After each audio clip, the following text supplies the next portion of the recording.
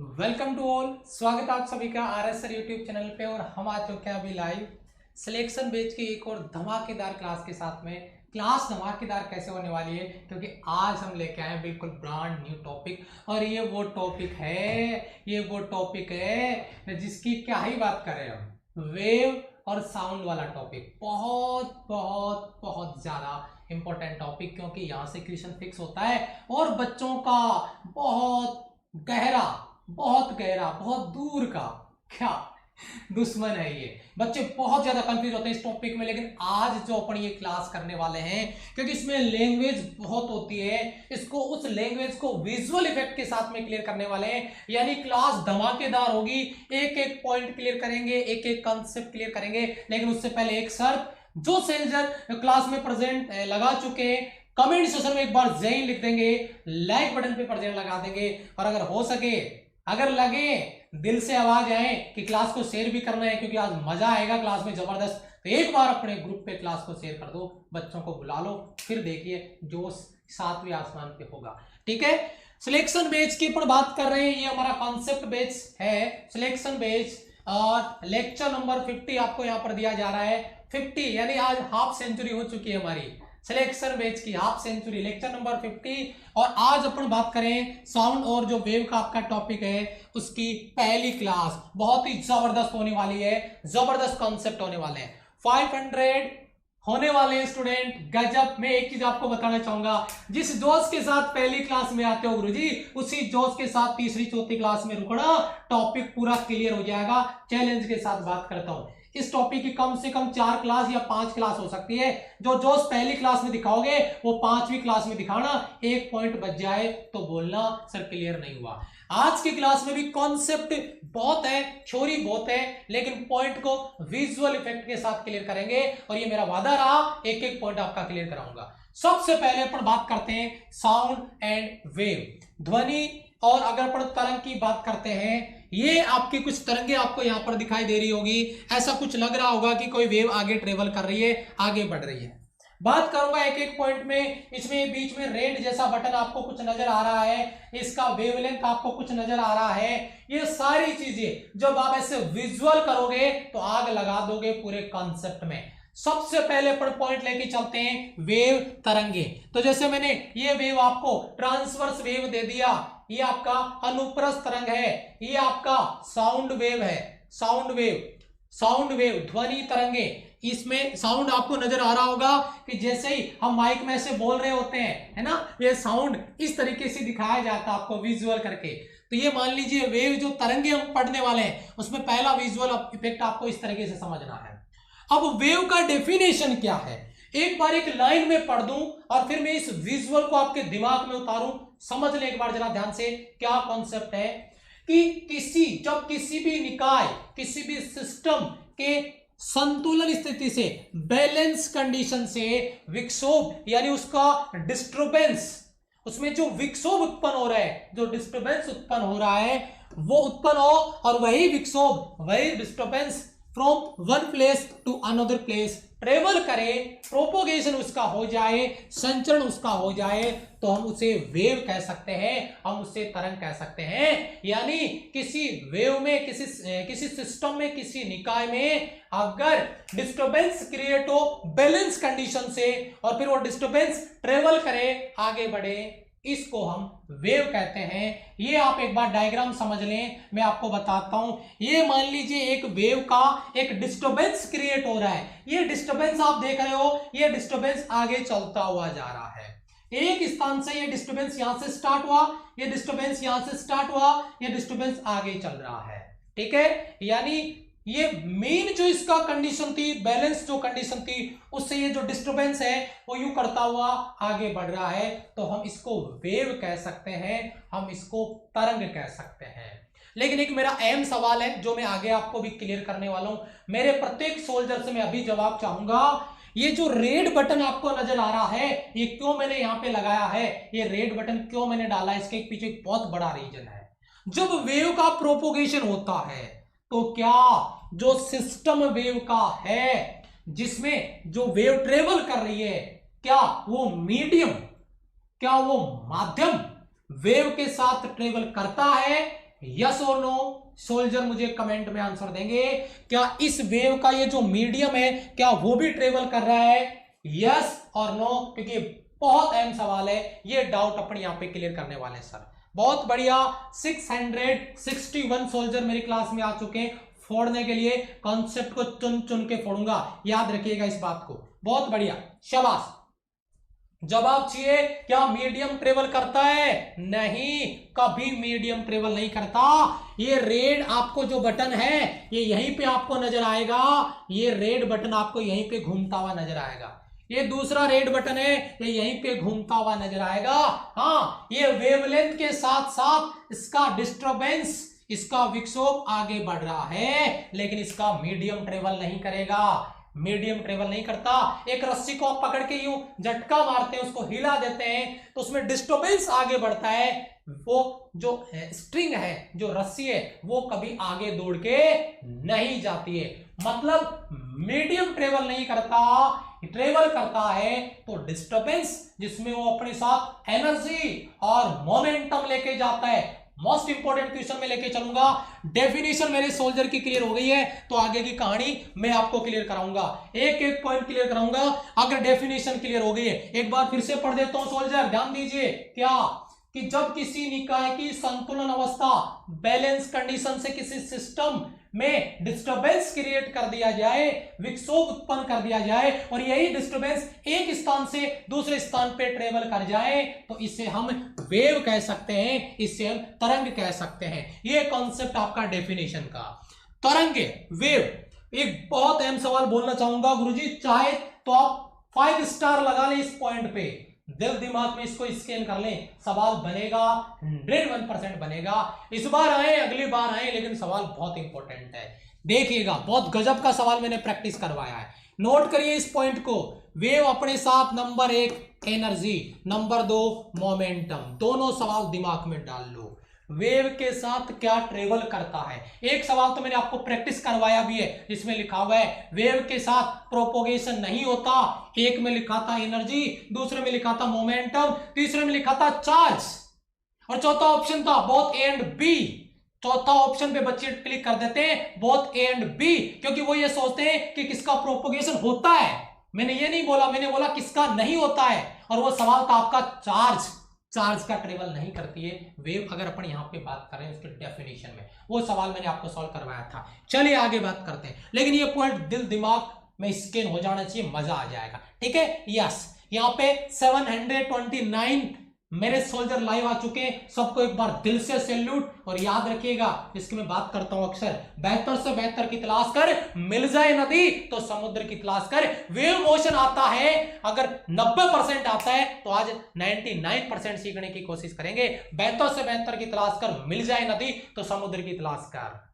यूं तो टूट जाया करते हैं शीशे पत्थर से, मगर जो पत्थर को तोड़ दे उस शीशे की तलाश कर। वो शीशा आप हो सकते हैं, वो सोल्जर हो सकता है जिसने ठान लिया है, अपना डिसीजन कर लिया है वर्दी पाने का। अगला देखिए, सबसे इंपॉर्टेंट चीज, ये मैं फिंगर पे करवा दूंगा ये कॉन्सेप्ट आपको, ये कॉन्सेप्ट मैं आपको फिंगर पे करवा दूंगा। जरा ध्यान दे, मेरी बात को समझिए। क्या है तरंग गति के गुण, यानी कुछ प्रॉपर्टीज अपन बात कर रहे हैं वेव की, और उसी प्रॉपर्टी में एक पहला पॉइंट मैंने लिखा है। पहले पॉइंट बताऊंगा, फिर उसको दिल में दिमाग में उतारूंगा। जरा समझिए, जब किसी माध्यम में तरंग संचरित होती है, अगर किसी मीडियम में वेव का प्रोपोगेशन होता है, तो माध्यम के कण अपनी साम्य अवस्था के दोनों ओर सरल आवर्त गति करते हैं, सरल आवर्त गति करते हैं। ये कण अपना स्थान जहां पे वहीं पे डांस करते हैं, अपना स्थान नहीं छोड़ते हैं, अपनी जगह नहीं छोड़ते हैं, अपना स्थान नहीं छोड़ते हैं, जहां पे वहीं पे। जरा गौर फरमाइए इस पे, देखिए बेटा, ये गया वापस आ गया, ये ऊपर गया वापस आ गया, ये पार्टिकल ऊपर गए थे, ये वापस आ गया, वहीं का वहीं आ गया, ये यहां पे था, ऊपर गया वापस आ गया। देखो पूरा का पूरा ऊपर जाके वापस स्टेट हो गया, मेन पोजीशन में आ गया। ये इसमें डिस्टर्बेंस है, ये इसका डिस्टर्बेंस है, ये विक्षोभ है जो ऊपर जाके वापस नीचे आ गया है। बेटा मीडियम ट्रेवल नहीं करेगा, पार्टिकल अपने ही स्थान पे रहेंगे, केवल डिस्टरबेंस है वो ट्रेवल करेगा। पहला पॉइंट मेरे प्रत्येक सोल्जर का क्लियर हो जाना चाहिए। शाबाश, 578 लाइक्स लगा दी, दिल में आग ठान के आए, आज कुछ स्पेशल करके जाएंगे। चलिए बेटा,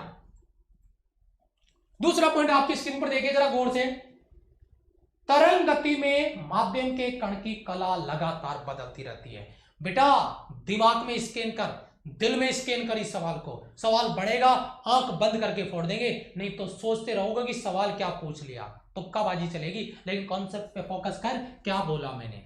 वेव प्रोपोगेशन में, तरंग गति में जो मीडियम के पार्टिकल है, जो माध्यम के कण है, जो हमने अभी बोला ऐसे जम करता है, स्थान नहीं छोड़ता, एक ही जगह रहता है, हाँ डिस्टरबेंस क्रिएट होता है, तो उस पार्टिकल की फेज, उस पार्टिकल की कला लगातार चेंज होती रहती है, बदलती रहती है।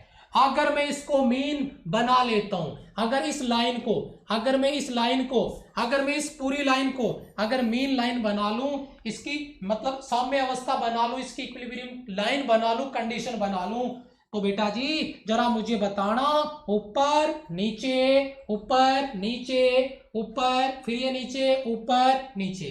आप इस पे गौर फरमा लें एक बार, आपको दिख रहा होगा। मैंने इसको विजुअल यहां पे किया है ताकि आप देख पाओ, ऊपर नीचे, ऊपर नीचे, लगातार उसकी फेज, उसकी कला बदलेगी, लगातार उसकी फेज में चेंज होगा, परिवर्तन होगा। अब बच्चे ये सोच रहे होंगे यार वेव प्रोपोगेशन हो रहा है, कला कहां से चेंज हो रही है? बेटा ये मीन पोजीशन के ऊपर नीचे एसएचएम कर रहा है, ये पीछे बताया ना मैंने कि पार्टिकल मीन पोजीशन के ऊपर नीचे एसएचएम कर रहा होता है। अगर एसएचएम कर रहा है तो इसका फेज बदल रहा है, ऊपर नीचे, लगातार इसका फेज बदल रहा है। ये सवाल अगर आपके दिमाग में आ चुका है, कमेंट सेक्शन में एक बार जय हिंद लिख दे, मैं समझ जाऊंगा मेरा सोल्जर का पॉइंट क्लियर हो गया। और एक बात और कहता हूं, पहली क्लास में जो जोश लेके आए हो, चौथी या पांचवी क्लास में ये जोश रखा, आज के बाद में वेव का डर हमेशा हमेशा के लिए खत्म कर दूंगा। लेकिन मुझे प्रेजेंट चाहिए आपकी प्रत्येक क्लास में। थ्योरी ज्यादा है लेकिन थ्योरी को विजुअल करा के याद कराऊंगा, परमानेंट याद कराऊंगा, बस आपको रेगुलर क्लास में अटेंड रहना पड़ेगा। तीसरा पॉइंट, पहला पॉइंट हो गया था बेटा प्रॉपर्टी का, ये पहला पॉइंट, ये प्रॉपर्टी का दूसरा पॉइंट, ये प्रॉपर्टी का तीसरा पॉइंट। तीसरा पॉइंट क्या है प्रॉपर्टी का? कंपन के दौरान माध्यम के कण भिन्न भिन्न स्थितियों पर भिन्न भिन्न होते हैं। बात कर लो सब दिमाग में गया नहीं? कॉन्सेप्ट जाएगा, फिर से ट्राई करते हैं। वाइब्रेशन जो हो रहा है, वेव का जो वाइब्रेशन हो रहा है, कणों का जो कंपन है, उसमें माध्यम के जो कण है, कणों का जो वेग है, वो अलग अलग कंडीशन में अलग अलग है। अलग अलग कंडीशन में अलग अलग कैसे? जैसे मैं पूछूं यहां पे क्या कंडीशन है वेलोसिटी का, यहां पे क्या कंडीशन है, यहां पे क्या कंडीशन है, ये कहना ये चाह रहा है कि डिफरेंट डिफरेंट सिचुएशन में वेलोसिटी भी आपका डिफरेंट डिफरेंट होगा सर, डिफरेंट होगा। ये बात आपको ध्यान में रखना है, डिफरेंट डिफरेंट होगा बेटा। एक बच्चा पूछ रहा है सर कलांतर कितना होगा, शायद ये पूछ रहा है। बेटा हम कलांतर निकालने के लिए दो वेव को कंपेयर नहीं कर रहे हैं, हम दो वेव को कंपेयर नहीं कर रहे हैं, मैं ये बता रहा हूं कि कला चेंज होगी, वो कंपैरिजन होगा तो पता चलेगा गुरुजी कि किसमें कितना फेज डिफरेंस है, किसमें कितना कालांतर है। यहां पे हम कालांतर फेज डिफरेंस नहीं निकाल रहे सर, ओके। ये आपका डिफरेंट डिफरेंट कंडीशन में वेलोसिटी भी डिफरेंट डिफरेंट होगा, अलग अलग होगा, ठीक है, जरा ध्यान दीजिए। चौथा पॉइंट, और एक बहुत अहम पॉइंट, मैंने कहा है आपको गुरुजी थ्योरी है, थ्योरी का जब सवाल बनेगा, न्यूमेरिकल बनेगा, पेशेंस रखो, अपना आधार मजबूत करो, बड़ी सी बिल्डिंग खड़ी कर देंगे, गिरने नहीं देंगे, याद रखिएगा। पॉइंट नंबर 4, जरा ध्यान देना, पॉइंट बहुत बहुत बहुत बहुत इंपॉर्टेंट पॉइंट है। क्या? किसी निश्चित माध्यम में तरंग की चाल, किसी फिक्स मीडियम में वेव वेलोसिटी कांस्टेंट होता है। यस, अब आई ना सर काम की बात, बेटा दिल दिमाग में स्कैन करो फटाफट। मेरे से आप 30 सेकंड अलग से ले लीजिए, लेकिन ये सवाल दिमाग में डालो। सर समझ नहीं आया, नियत कैसे? मैं ये कहना चाहता हूं कि कोई वेव अगर वाटर में चल रही है, पानी में चल रही है, तो पानी के लिए उसका वेग कांस्टेंट। अगर कोई वेव स्ट्रिंग में है तो उसका स्ट्रिंग के लिए वेव कांस्टेंट हो। ये नहीं कि पहले ग्लास में था, फिर पानी में आ गया, फिर आगे एयर में चला गया, वहां पे ऐसा नहीं होगा।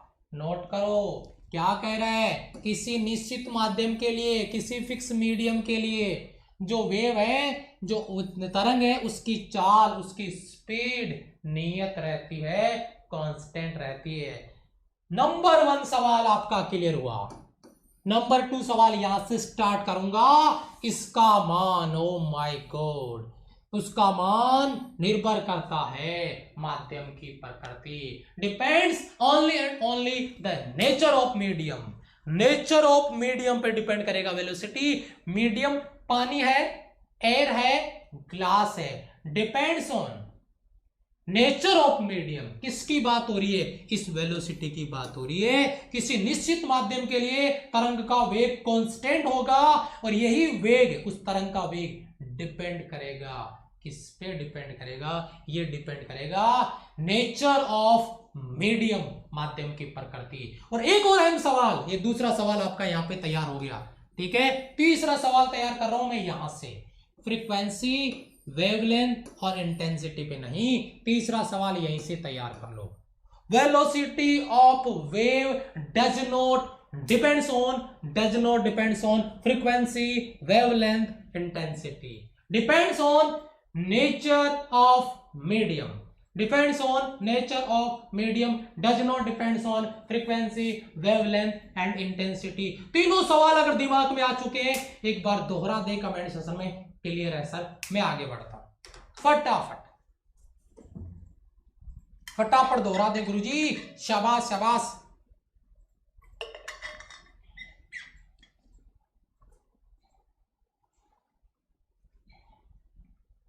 शाबाश शाबाश शाबाश बेटा, बहुत अच्छे बहुत अच्छे बहुत अच्छे, शाबाश। क्लियर है ना ये तीनों सवाल प्रत्येक बच्चे का, मेरे प्रत्येक सोल्जर का? तीनों क्वेश्चन तैयार होना चाहिए पॉइंट नंबर 4 में।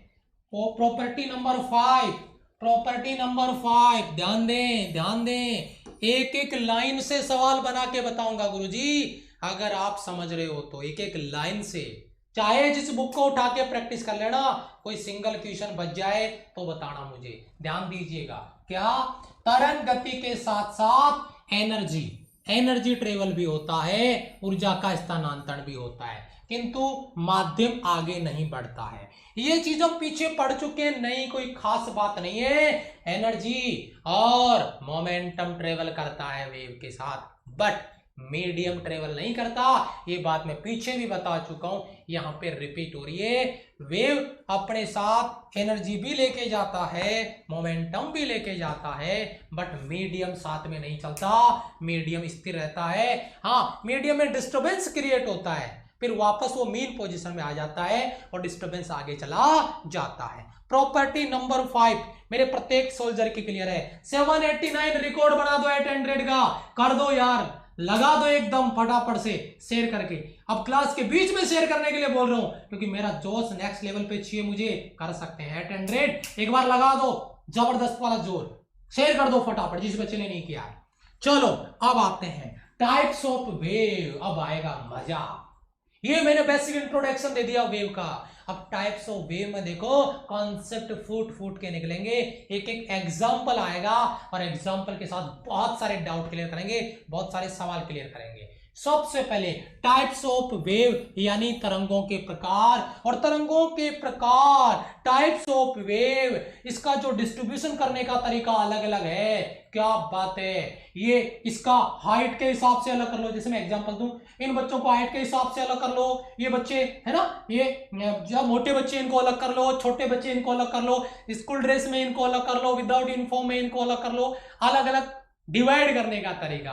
तो टाइप्स ऑफ वेव उनकी प्रॉपर्टी के आधार पे इनको अलग अलग किया जाएगा, और वो प्रॉपर्टी क्या होगी, उसमें सबसे पहला एग्जांपल आपकी स्क्रीन पर आ रहा है, वो आ रहा है रिक्वायरमेंट ऑफ मीडियम, यानी माध्यम की आवश्यकता।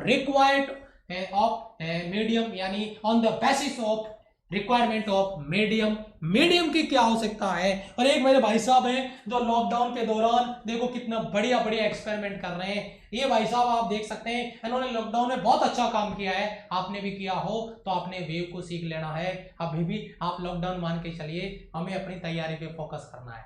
सबसे पहले on the basis of necessity of medium, माध्यम की आवश्यकता, माध्यम की आवश्यकता बोले तो मीडियम की रिक्वायरमेंट है, यानी मीडियम जरूरी है इस वेव के प्रोपोगेशन के लिए। अगर मीडियम है तो वेव है, मीडियम नहीं तो वेव भी नहीं। यही है आपका टाइप्स ऑफ वेव का पहला type, on the basis of necessity of medium. उसमें सबसे पहला है आपका मैकेनिकल वेव। मैं बेटा अंगुलियों में करवा दूंगा, थोड़ा पेशेंस रखो, पूरा रिपीट करूंगा वन बाय वन, घबराओ नहीं, अभी तो शुरुआत है, आगे देखिए होता है क्या। सबसे पहली बात मैकेनिकल वेव, यांत्रिक तरंग।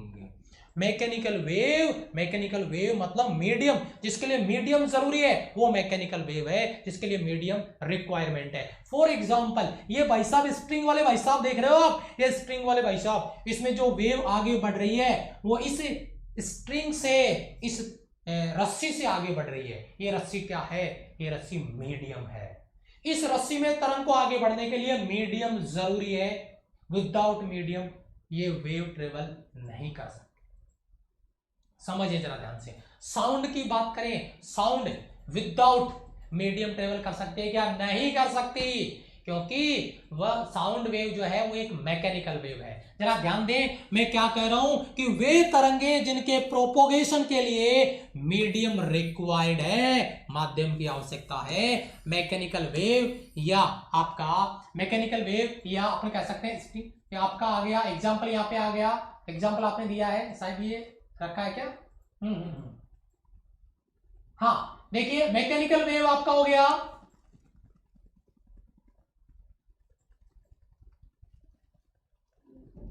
कुछ गड़बड़ है क्या,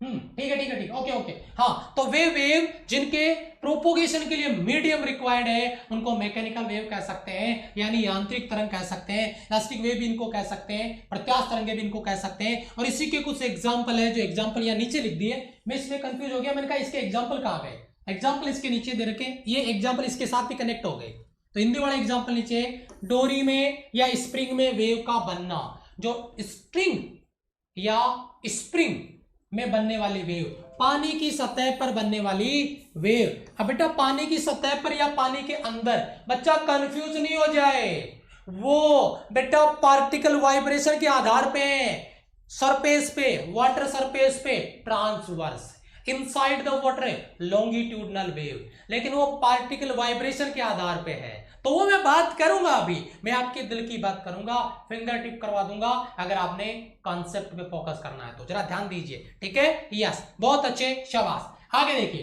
तो डोरी या स्प्रिंग में बनने वाली तरंगे, पानी की सतह पे बनने वाली तरंगे, पानी मीडियम रिक्वायर्ड है। दूसरा बेटा साउंड वेव मीडियम रिक्वायर्ड है, और आपका जो भूकंप है उसके लिए जो वेव आती है उनके लिए मीडियम रिक्वायर्ड है। यानी मैकेनिकल वेव बोले तो दिमाग में एक ही चीज, मीडियम रिक्वायर्ड होगा गुरुजी, मैकेनिकल वेव होगा। एग्जांपल सामने है, पहला on the basis of necessity of medium, number 1 mechanical wave, number 2 आगे चलो बेटा, यस सर, शाबाश। दूसरा आपका देखिए विद्युत चुंबकीय तरंगे या अप्रत्यास्थ तरंगे, इसको अपन नॉन मैकेनिकल वेव बोल दे तो किसी को नाराज होने की जरूरत नहीं है, ठीक है, अगर इसको नॉन मैकेनिकल वेव बोल दे नाराज होने की जरूरत नहीं है। इन वेव के प्रोपोगेशन के लिए मीडियम रिक्वायर्ड नहीं होता, मैकेनिकल का जस्ट उल्टा, यानी नॉन मैकेनिकल जिनके प्रोपोगेशन के लिए मीडियम रिक्वायर्ड नहीं है, जरा ध्यान दीजिएगा, समझिएगा, ठीक है। यहां पे नॉन मैकेनिकल वेव, विद्युत चुंबकीय तरंगे, इलेक्ट्रोमैग्नेटिक वेव, अप्रत्यास्थ तरंगे, ठीक है, आपने इनको नॉन मैकेनिकल वेव में काउंट किया है। इनके संचरण के लिए, इनके प्रोपोगेशन के लिए मीडियम शब्द देखिए यहां पे आया है कि आवश्यकता नहीं होती है। उदाहरण के लिए लाइट वेव, प्रकाश तरंगे, सूर्य से चल के पृथ्वी पे आता है, क्या प्रत्येक जगह मीडियम मिलता है? नहीं, वैक्यूम में भी ये वेव ट्रेवल कर रही है, इनके लिए मीडियम कंपलसरी नहीं है। लाइट वेव है आपका, यहाँ पे इंफ्रारेड आ गया, हीट वेव आ गया जिसको कह सकते हैं अपन, रेडियो वेव है, गामा रे है, एक्स रे है, ये सारे की सारी कह सकते हैं कि इलेक्ट्रोमैग्नेटिक वेव। मैंने ये डायग्राम यहाँ पे क्यों बनाया सर, ये स्ट्रिंग आपने ऐसा क्यों बनाया? मैं अभी इसको स्ट्रिंग में काउंट ना करके मैं इसको ये कहना चाहता हूँ, ये एक इलेक्ट्रोमैग्नेटिक वेव है, ये एक इलेक्ट्रोमैग्नेटिक वेव है, क्योंकि विद्युत चुंबकीय तरंगों में ट्रांसवर्स वेव होती है वो, जिसमें कणों का कंपन ऊपर नीचे होता है। अभी मैं आपको क्लियर करूंगा कि कौन सा। अब ये ट्रांसवर्स वेव भी है, अनुप्रस्थ तरंग भी है और नॉन मैकेनिकल वेव भी है। तो भाई कोई किसी की दो प्रॉपर्टी है तो क्या दिक्कत है ना? कोई अच्छा खेल भी सकता है, कोई अच्छा बॉल भी फेंक सकता है, समझ रहे हो, ऑलराउंडर है। ऐसे कुछ कॉन्सेप्ट आगे आएंगे, मैं आपका डाउट क्लियर करूंगा, घबराए नहीं। मैकेनिकल वेव मीडियम रिक्वायर्ड है, non mechanical wave medium required नहीं है। दूसरा टाइप। तीसरा देखिए आपका नंबर टू, उसमें मीडियम के आधार पे दो ही वेव अपने बनाई है बेटा, मीडियम के आधार पे दो ही वेव बनाई है, मीडियम के आधार पे दो ही वेव बनाई है सर हमने, ठीक है, यस, मैकेनिकल और नॉन मैकेनिकल, ठीक है। अब माध्यम की आवश्यकता के आधार पे on the necessity of medium basis. अब देखिए दूसरा क्या रहा है, कणों के कंपन के आधार पे, on the basis of vibration of particle, on the basis of vibration of particle, कणों के कंपन के आधार पे। और अब आएगा मजा, अब करेंगे अपन 4 सवाल तैयार, जहां से डायरेक्ट क्वेश्चन आपको आपकी स्क्रीन पे नजर आएंगे। जरा गौर फरमाइए, on the basis of vibration of particle, कणों के कंपन के आधार पे, कणों के कंपन के आधार पर तरंगों को अनुप्रस्थ, ट्रांसवर्स और लॉन्गिट्यूडनल के रूप में बांटा जाता है। There are 2 types of wave on the basis of particle vibration. Number 1 transverse है, नंबर 2 लॉन्गिट्यूडनल। ट्रांसवर्स और लॉन्गिट्यूडनल की बेसिक कहानी मेरे प्रत्येक सोल्जर को पता होगी, जिसमें पार्टिकल वाइब्रेशन, कणों का कंपन वेव प्रोपोगेशन के परपेंडिकुलर होता है, लंबवत होता है, ट्रांसवर्स वेव कहलाता है। और जिसमें पार्टिकल वाइब्रेशन वेव प्रोपोगेशन की दिशा में होता है, उसे लॉन्गिट्यूडनल वेव कहते हैं। लेकिन मैं आपको क्लियर कराऊंगा डायग्राम के साथ में। तो टाइप्स ऑफ वेव में पहला on the basis of necessity of medium, mechanical wave, non mechanical wave. माध्यम जरूरी नहीं। नंबर 2 टाइप्स ऑफ वेव है on the basis of vibration of particle. Number 1 transverse, number 2 longitudinal. चलिए स्क्रीन पर करते हैं इनका जबरदस्त कंपैरिजन। पहला कंपैरिजन आपका ट्रांसवर्स वेव और ये आपका लॉन्गिट्यूडनल वेव, और इसमें पहला कंपैरिजन आपकी स्क्रीन पर है। जरा गौर फरमाइए, ध्यान दीजिए कॉन्सेप्ट पे, कॉन्सेप्ट आपका क्लियर होगा, ठीक है, यस। क्या बात है, पहला ट्रांसवर्स, दूसरा लॉन्गिट्यूडनल। पहला पॉइंट मैंने क्या लिखा, मेरे सोल्जर एक बार नजर इस पे टिका देंगे, क्लियर कर लेंगे।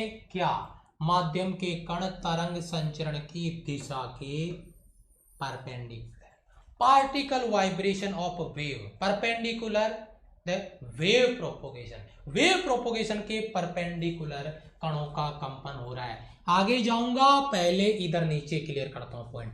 ये एक आपका ट्रांसवर्स वेव है, इसका ये पार्टिकल है बेटा, ये पार्टिकल, ये एक पार्टिकल है, ये पार्टिकल नीचे आ रहा है, एरो दिख रहा है आपको, ये पार्टिकल ऊपर भी गया है, फिर यहां पे आएगा, फिर नीचे भी जाएगा, समझ रहे हो आप, फिर नीचे भी आएगा। एक पार्टिकल, ये पार्टिकल ऊपर गया है, फिर ये पार्टिकल नीचे भी जाएगा।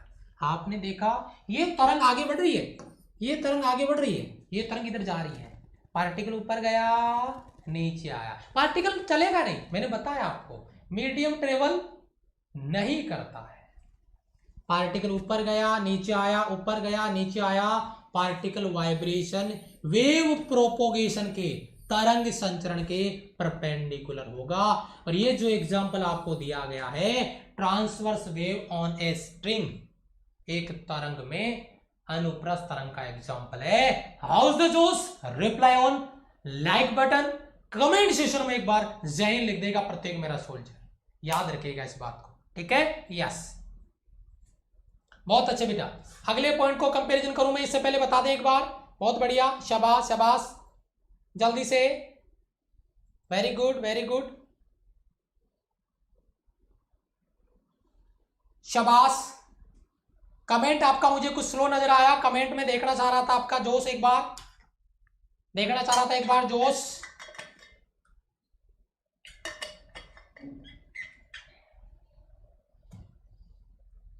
जय हिंद सर, जय हिंद सर। तन की मोहब्बत में खुद को तपाए बैठे हैं, तन की मोहब्बत में खुद को तपाए बैठे हैं, मरेंगे वतन के लिए, शर्त मौत से लगाए बैठे हैं, शर्त मौत से लगाए बैठे हैं। याद रखिएगा, जुनून जिद है, वर्दी लेने की लेके रहेंगे। ट्रांसवर्स वेव हो गया है सोल्जर, तो अपन बात करते हैं इसी का कंपैरिजन लॉन्गिट्यूडनल वेव के साथ में। जरा ध्यान दीजिएगा, माध्यम के कण तरंग संचरण की दिशा में ही वाइब्रेट करते हुए आगे बढ़ते हैं। कणों का कंपन तरंग संचरण की दिशा में होता है, ये चीज यहां पर आपने देखा होगा, उसी की डायरेक्शन में होता है। ये चीज नीचे लिखी हुई, आप इसको पढ़ सकते हैं। ये एक वेव है, तरंग में अनुप्रस्थ तरंग, longitudinal wave in water, inside the water बोलेंगे, सरफेस पे तो ट्रांसवर्स होता है, वो बाद की बात अपन करेंगे। एक पार्टिकल नजर आ रहा है, ये पार्टिकल आगे जा रहा है, एक पार्टिकल ये रहा, ये पार्टिकल आगे भी जा रहा है, पीछे भी आ रहा है। एक पार्टिकल ये रहा जो पीछे की तरफ दिखा रहा है, ये पार्टिकल आगे भी दिखा सकते हैं। ये वेलोसिटी v के साथ वेव आगे बढ़ रही है, और वेलोसिटी v के साथ जब वेव आगे बढ़ रही है तो मीडियम के पार्टिकल उसकी दिशा में कंपन करते हुए आगे बढ़ रहे हैं, आगे की तरफ चल रहे हैं। ये लॉन्गिट्यूडनल वेव है, ये ट्रांसवर्स वेव है। बेटा ये पहला कंपैरिजन, ये पहला कंपैरिजन जिसके बारे में अपन यहाँ पे बात कर रहे हैं, ठीक है। यस, क्या बात है, क्लियर करें बेटा, आगे चले, आगे चले बेटा। यस, ये कॉन्सेप्ट क्लियर बेटा यहां तक।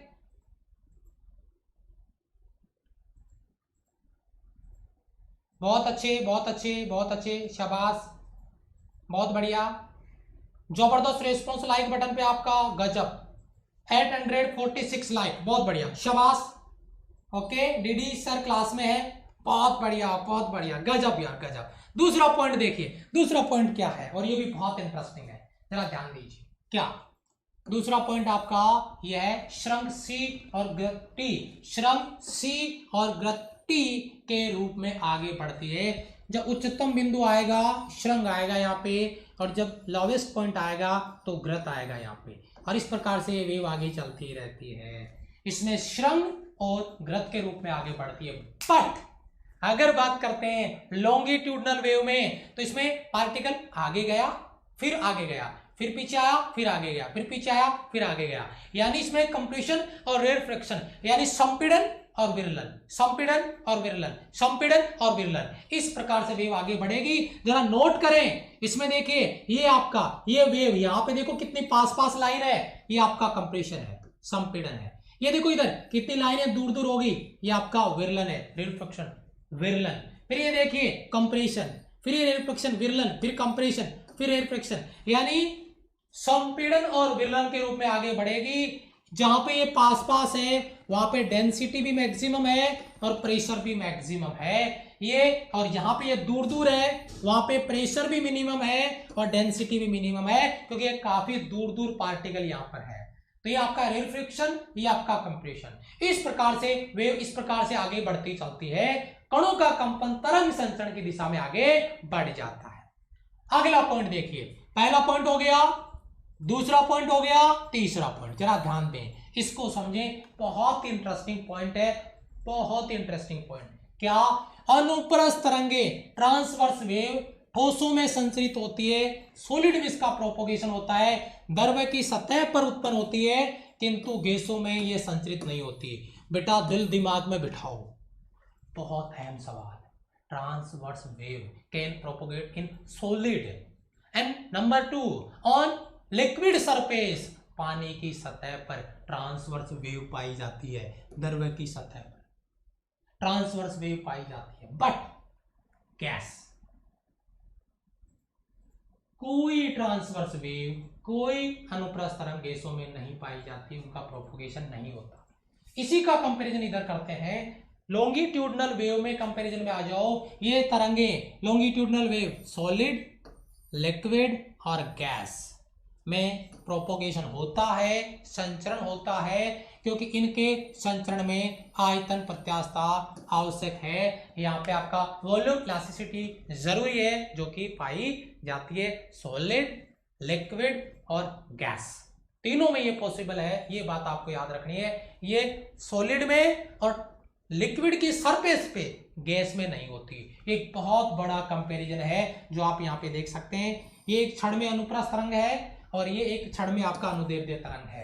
इसमें इस प्रकार ऊपर चोट मारेंगे तो ये ऐसे वाइब्रेशन आपको ऊपर नजर आएगा, और इसमें इस तरफ से चोट मारेंगे हथौड़े का यहाँ पे, तो इस प्रकार कंप्रेशन रेरफ्रैक्शन, कंप्रेशन रेरफ्रैक्शन, इस प्रकार से तरंग का संचरण आगे की तरफ होगा। इसमें हथौड़े से ऊपर चोट मारी जा रही है, इसमें हथौड़े से इधर से चोट मारी जा रही है। ये एक रोड में लॉन्गिट्यूडनल वेव है, ये एक रोड में ट्रांसवर्स वेव है। लेकिन इस डायग्राम का कोई बहुत बड़ा यूज नहीं है गुरुजी, बहुत बड़ा यूज नहीं है। ठीक है, यस, बहुत बढ़िया, शाबाश शाबाश शाबाश, बहुत बहुत धन्यवाद डीडी सर का। लगातार क्लास में बैकअप उनका आ रहा है, बहुत बढ़िया, चाहे मैथ्स की क्लास हो चाहे फिजिक्स की क्लास हो। इस तरीके की सपोर्टिव टीम अगर आर सर के साथ खड़ी है तो फिर क्या चाहिए। और ये मेरे सोल्जर जो जान छिड़कते हैं भाई, यही हमारा पावर है, यही हमारा शक्ति है, क्षमता है, सब कुछ यही है। ठीक है, इसके पीछे हम यहाँ पे दिन भर खड़े रहते हैं।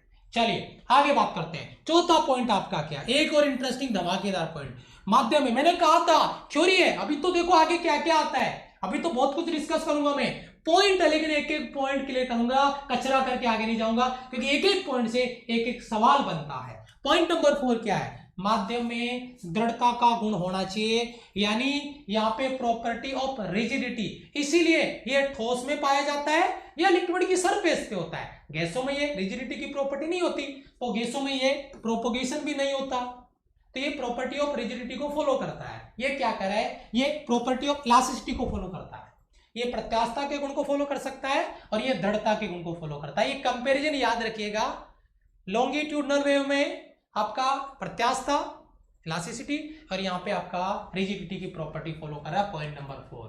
पॉइंट नंबर 5, अनुप्रस्थ तरंगे ध्रुवित, बहुत बहुत बहुत बहुत इंपॉर्टेंट सवाल, बहुत बहुत इंपॉर्टेंट सवाल।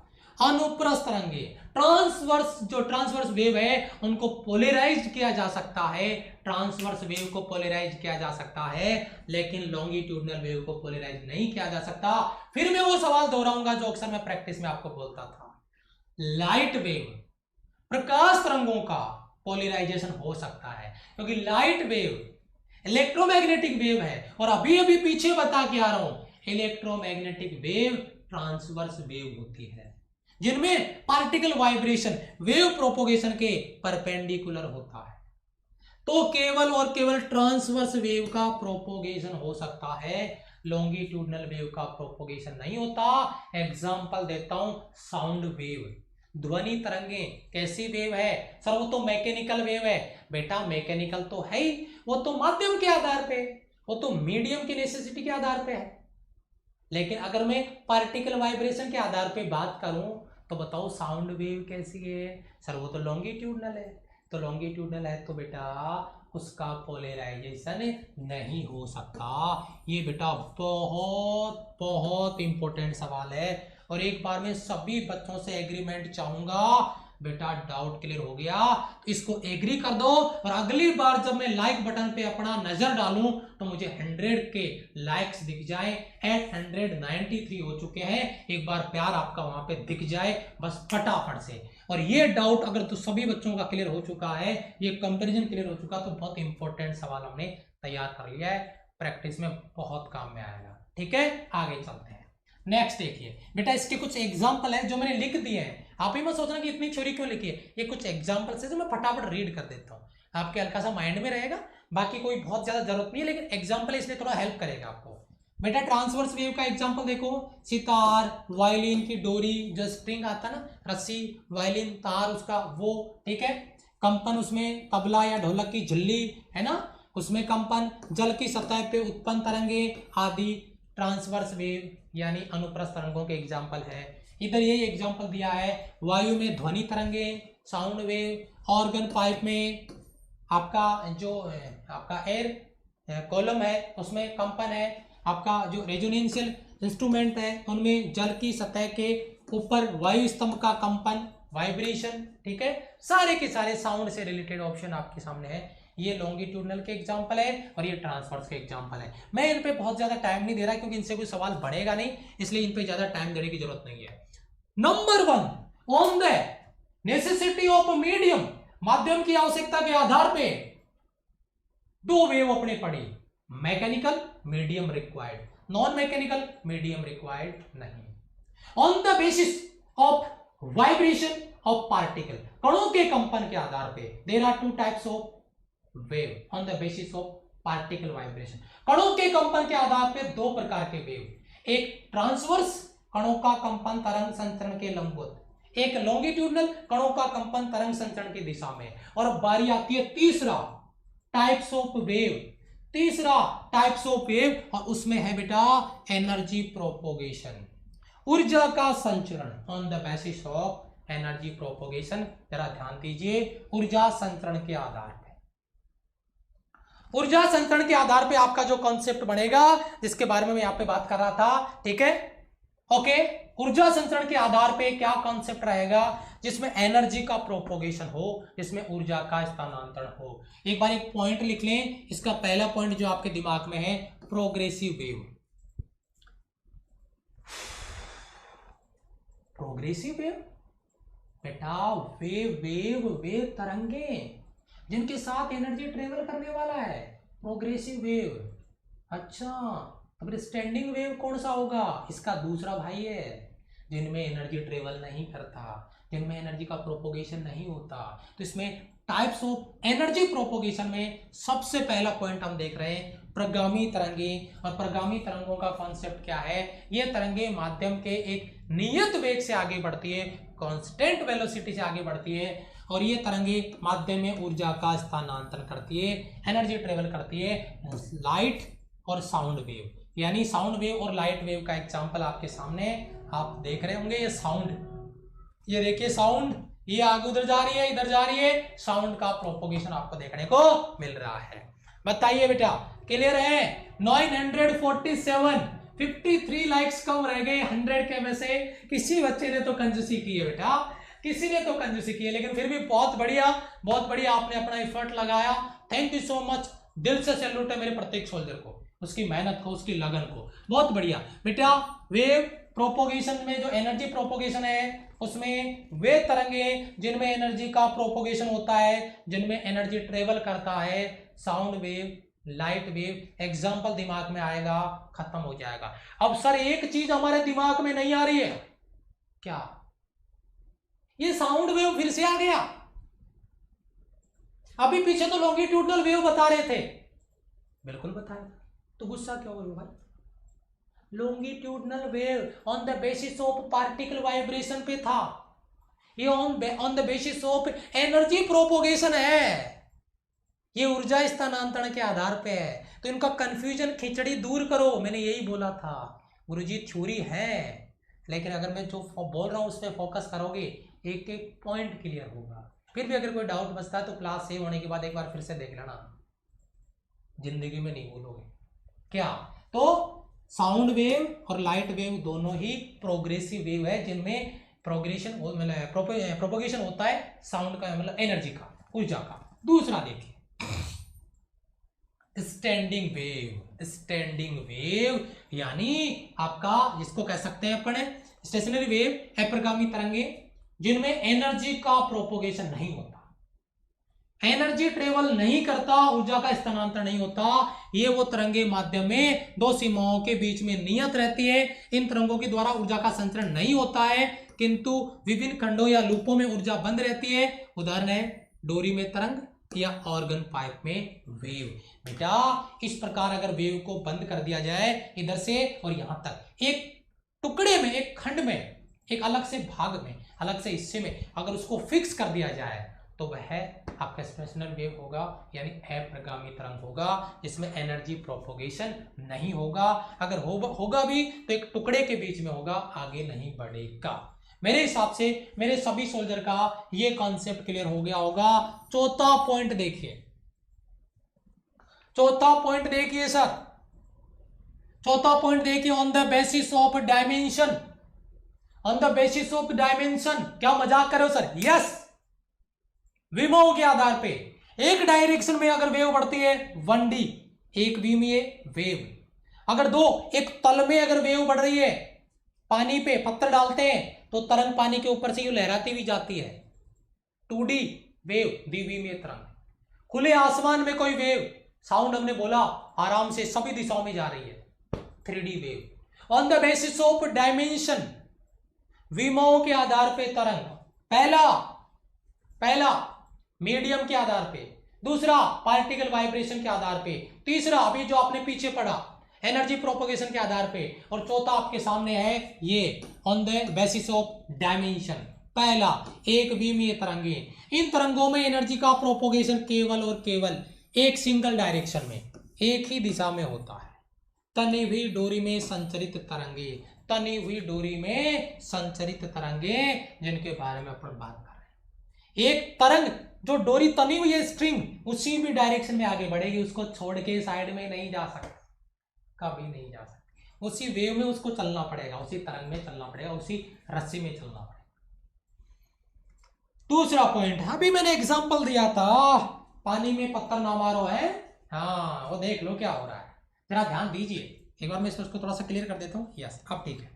हाँ बेटा, द्विविमीय तरंगे, 2 डायमेंशनल वेव, इसमें ऊर्जा का संचरण, एनर्जी प्रोपोगेशन, एक तल में, तल बोले तो 2 डायरेक्शन में, ठीक है, लंबवत दिशाओं में हो सकता है। एग्जाम्पल, जल की सतह पे बनने वाली तरंग। इधर एक पत्थर गिराया मैंने यहाँ पे, और इसकी वेव देखिए आप, चारों तरफ पूरा का पूरा फैल रही है, एक पूरी सरफेस पे फैल रही है, एक पूरे तल पे फैल रही है। बताओ जरा, ये आपका 2D वेव हुआ कि नहीं हुआ?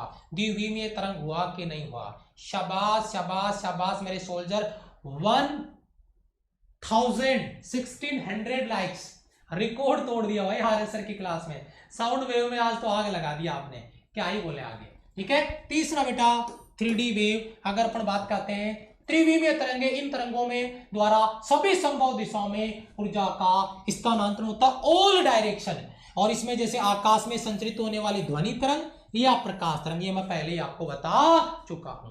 यानी ध्वनि तरंग या आकाश में होने वाला प्रकाश की जो तरंग है, लाइट वेव है, वो सभी दिशाओं में उसका प्रोपोगेशन हो सकता है, और इसीलिए इसको अपन बोलेंगे 3D वेव। पहला मैं बता रहा हूं टाइप्स ऑफ वेव में, number 1 on the necessity of medium, mechanical non mechanical. दूसरा, अगर अपन नंबर 2 पे बात करते हैं, दूसरा हमने लिया वो था on the basis of particle vibration, एक आपका था ट्रांसवर्स, एक लॉन्गिट्यूडनल। तीसरा energy propagation, on the basis of energy propagation, progressive और आपका स्टेशनरी वेव, ठीक है, ये स्टैंडिंग वेव भी बोलते हैं उनको, अप्रगामी तरंगे, प्रगामी और अप्रगामी तरंगे। और चौथा on the basis of dimension, विमाओं के आधार पे 1D 2D और 3D। अगर जोश आया क्लास में, अगर डाउट क्लियर हुआ, ये जोश मुझे 5वीं क्लास तक चाहिए, वेव को गुलाम बढ़ा दूंगा आपका। बस शर्त यह है एक एक पॉइंट पे मेरी जो मैं बता रहा हूं उस पर ध्यान आपका हो, आप अपने नोट्स तैयार करो, और वेव मोशन का जो डर है वो हमेशा के लिए खत्म कर दो।